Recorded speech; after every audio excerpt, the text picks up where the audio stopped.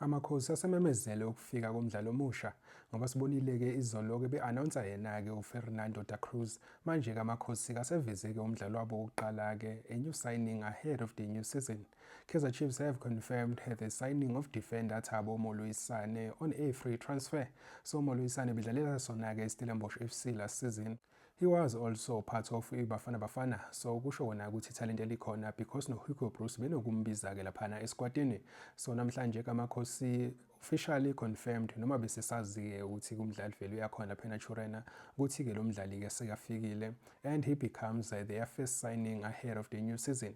So Fernando da Cruz sebemtholile-ke umdlali-ke oyi-top quality-ke laphana ngoba sazi ukuthi amakhosi have already lost a defender kuye-ke laphana u-Eden McCarthy olibhekise khona-ke laphana e-Azerbaijan ayodlalela yona-ke iSaba FK.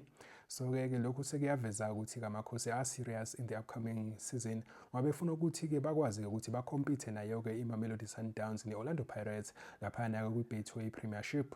So I wish the player all the best and hopefully-ke uzokwazi-ke ukuthi-ke adapte-ke to life laphana-ke eNaturena.